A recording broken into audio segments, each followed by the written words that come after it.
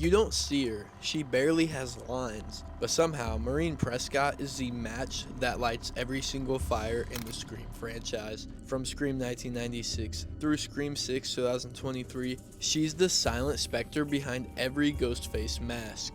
But who was she really? A grieving housewife? A former Hollywood star? A woman with secrets so dangerous they left a trail of bodies in their wake? Let's break it all down. Maureen Prescott, introduced in Scream 1996, not as a character on screen, but as a concept. Sidney Prescott's murdered mother. The town of Woodsboro still whispers about her a year after her brutal death.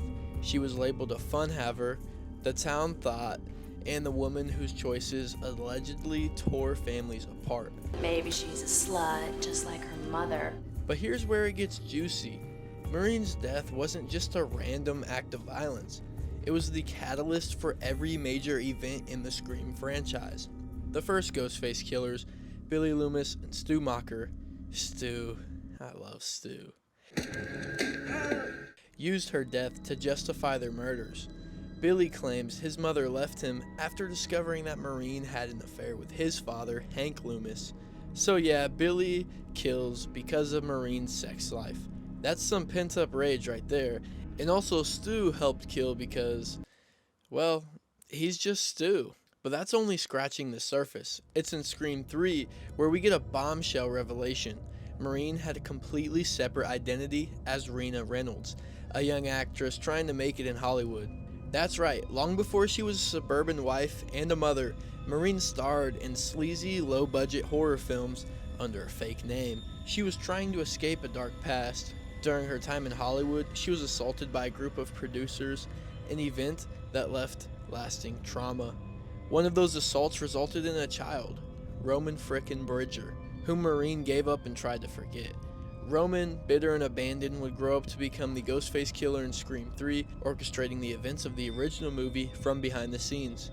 Oh yeah, Virgin Boy Roman manipulated Billy Loomis by showing him footage of his father's affair with Maureen. This is all because of you. So the entire franchise, all the way back to the original Scream murders, starts with Roman, and by extension, Maureen.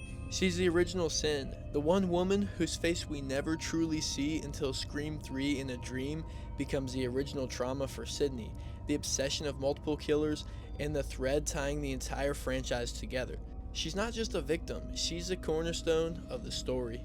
But was she really a villain, or just a flawed person trying to bury a traumatic past? And how did her secrets spread so far that they infected everyone around her? Okay, so we know Maureen Prescott lived a double life. But what exactly was she running from? In Scream 3, we learn that in the 1970s, Maureen was living in Los Angeles under the alias Rina Reynolds.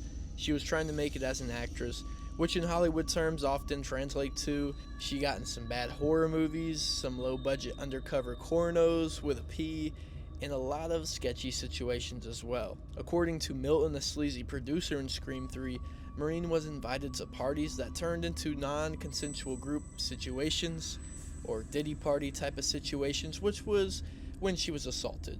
And one of those assaults resulted in Roman Bridger, her first child. Roman tracks Maureen down years later in Woodsboro, only to be rejected when she refuses to acknowledge him. Slammed the door in my face, and she said I was Rena's child and Rena was dead. So naturally, he turns into a movie director and a serial killer and decides to make a film starring real murders. Now here's where the fan theory goes deep. Some believe Maureen never stopped running. The shame and fear from her Rina Reynolds days led her to reinvent herself entirely. She married Neil Prescott, moved to Woodsboro, and tried to become someone new, but trauma has a way of creeping back. As Rina Reynolds, she had contact with powerful, toxic men. As Maureen Prescott, she had affairs with at least 2 married men, Hank Loomis and Cotton Weary. Maybe even at the same time. I don't know, they didn't say that, but she seems like a freaky frog. Did her past make her reckless, or was she caught in another cycle of manipulation and secrecy? The Woodsboro people were quick to label her. They called her a tramp, they judged her character, but no one ever really asked, what was she hiding from, and who did she fear? Maureen's behavior may have been strange, but it makes sense in context. She was a survivor of Hollywood's darkest corners. Her silence wasn't weakness, it was self-preservation. And let's not forget the trauma she passed on. Sidney spent the franchise uncovering truths her mother never told her, each one more disturbing than the last. Every film slowly peels back a new layer of Maureen's legacy.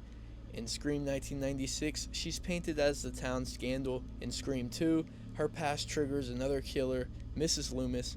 And in Scream 3, her Hollywood secrets unravel the core of Sidney's identity in the most insane surprise of all. What makes Maureen terrifying is not just what happened to her, but how far the consequences of her secrets spread. Every Ghostface has some connection to her. She is the domino that tips the franchise into chaos, and the #1 star on OnlyFans.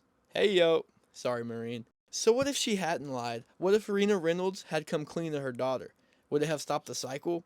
Let's be real, if Maureen Prescott had a LinkedIn page, her resume could say successfully inspired 13 serial killers and 3 decades of horror, and tanked a few marriages on the way. It's wild how almost every Ghostface killer has a beef with Maureen, even if they've never met her. So let's break it down. In Scream 1996, Billy Loomis kills because his mom left after discovering Maureen had an affair with his dad. And Stu, yeah, he's just vibing with the chaos, but Maureen's still the catalyst. In Scream 2, the killers are Mrs. Loomis, Billy's mom, and Mickey. Mrs. Loomis wants revenge on Sidney for killing her son, but again, Maureen's affair broke up her marriage. She blames Maureen for setting this whole thing off, and Mickey is actually just crazy. Scream 3 is where it gets personal. Roman Bridger, Maureen's secret son, kills everyone because she rejected him. And he's the only one who shows Billy the infamous affair footage, triggering the first movie's events. So yeah, Roman is the puppet master, and Maureen is the one who created the puppet, and turned that puppet evil. Even in Scream 4, Jill, Sidney's cousin, wants fame and blames being stuck in the shadow of the Prescott name. That shadow exists because of Maureen's tragic legacy, and Charlie is just a cuck. Fast forward to Scream 2022, or Scream 5, we meet Samantha Carpenter, Billy Loomis's daughter, from an affair in 1997. Her very existence is a ripple effect from Maureen's life. Even Richie and Amber, the new killers, get their lore from a twisted fandom born out of the Stab movies which were based on Maureen's murder. Then Scream 6 gives us Detective Bailey and his kids as the new killers, again part of a revenge plot linked to Sam Carpenter and the Loomis bloodline. This lady has been dead since the start of the first movie, and she's still out here causing mayhem from the grave. Even Roman says it best. It all goes back to Maureen. The wild thing is none of the killers care about Maureen the person, they only care about what she represents. Betrayal, scandal, abandonment, and trauma. She's not just a mother, she's an idea, and everyone projects their rage onto her, and some husbands put it in her. So when fans say she's the franchise's most important character, they're not wrong. She's like the missing ingredient in a recipe. You've got all the right elements for the dish, blood, guts, and plenty of rules from Randy, but without her, the whole thing would just taste off, or fishy in Maureen's case. She's a secret sauce that makes everything come together, but we never get to find out exactly what it is. So here's the fan theory. What if Maureen Prescott isn't just the origin point, but actually the franchise's invisible final girl? Hear me out, most final girls, Sidney, Laurie Strode, Nancy Thompson, survive horror by fighting back, learning, and overcoming trauma, but Maureen doesn't get that on screen, or does she? Her death in Scream 1996 is the foundation of the entire series, but everything we learn later reframes her life as kind of shameful, but tragic and heroic. She tried to rebuild her trauma, she escaped the predatory industry, she raised a daughter, and her secrets, while messy, were survival mechanisms. The more we find out, the more we realize she wasn't a villain, she was a survivor who ran out of road. If you trace each killer's motive, they're not really mad at Maureen. They're mad they couldn't control their own lives. Maureen becomes the scapegoat. Her silence gives them a blank canvas to project their hatred, which is kinda why all killers kill, but still, silence doesn't mean guilt, it means survival. And it's Sidney, her daughter, who inherits the strength that Sidney evolves through the films, not just by fighting killers, but by unpacking her mother's past. Each movie is a therapy session with a body count.